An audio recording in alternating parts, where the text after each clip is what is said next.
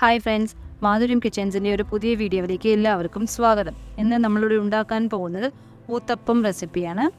ഇതിന് വളരെ കുറഞ്ഞ ഇൻഗ്രീഡിയൻസ് മാത്രമേ ആവശ്യമുള്ളൂ. ഈ ഊത്തപ്പത്തിനായിട്ട് ഞാൻ അരിയും ഉലുവയും ഉപയോഗിച്ചാണ് ഉണ്ടാക്കുന്നത്.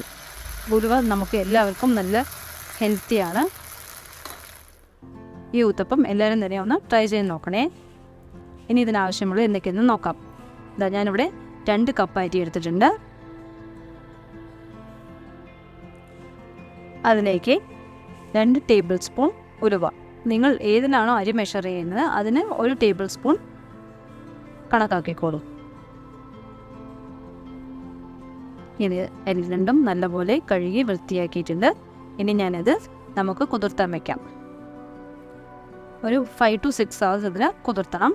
അതായത് നല്ലപോലെ കുതിർന്ന് വന്നിട്ടുണ്ട്. ഇനി നമുക്കത് അരച്ചെടുക്കാം. ഇത് നല്ലപോലെ കഴുകി ഞാൻ അരി വെള്ളത്തിട്ട് വെച്ചുകൊണ്ട് ആ വെള്ളം ഉപയോഗിച്ച് തന്നെയാണ് അരച്ചെടുക്കാൻ പോകുന്നത്. അതാ നോക്കൂ, നമുക്കിത് നല്ല നൈസായി അരച്ചെടുക്കണേ. ഇനി നമുക്ക് ഇതിലേക്ക് ഒരു 1/2 ടീസ്പൂൺ ജീരകം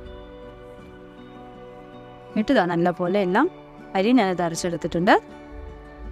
നല്ല സോഫ്റ്റായിട്ടുള്ള ഊത്തപ്പമാണിത്. ഇതുപോലെ നല്ല നൈസായി അരച്ചെടുക്കണം. എന്നിട്ട് യൂഷ്വലി നമ്മളൊരു 8 hours എങ്കിലും സെറ്റാക്കാൻ വെക്കണം. ഇപ്പം ഞാനതിൽ ആവശ്യത്തിനുള്ള കുറച്ച് ഉപ്പ് ഇതിലേക്കിട്ട് മിക്സ് ചെയ്ത് വെച്ചിട്ടുണ്ട്. ഇതാ നമ്മുടെ മാവെല്ലാം അവിടെ നല്ല സെറ്റായിട്ടുണ്ട്. നല്ല ചൂടായ പാനിലേക്ക് ജസ്റ്റ് ഇതുപോലെ ഒന്ന് ഒഴിച്ചു കൊടുത്താൽ മതി. ഇത് കുറച്ച് തിക്കായി ഉണ്ടാക്കിയെടുത്താലേ ടേസ്റ്റും സോഫ്റ്റായിട്ടും ഉണ്ടാവുകയുള്ളൂ. നമ്മുടെ ടേസ്റ്റി ആൻഡ് ഹെൽത്തി ഊത്തപ്പം ഇവിടെ റെഡി ആവുന്നുണ്ട്. ഇതിപ്പം നമ്മുടെ സമ്മർ സീസണാണ്. അപ്പം നമ്മുടെ ശരീരത്തിന് നല്ലൊരു കൂളും കൂടിയാണിത്.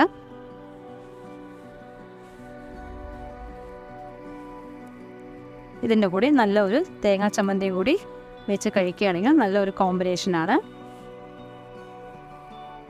നമ്മുടെ ഈ ചാനൽ ആദ്യമായി കാണുന്നവരാണെങ്കിൽ സബ്സ്ക്രൈബ് ചെയ്ത്, ലൈക്ക് ചെയ്ത്, ഷെയർ ചെയ്ത്, കമൻറ്റ് ചെയ്ത് സപ്പോർട്ട് ചെയ്യണം.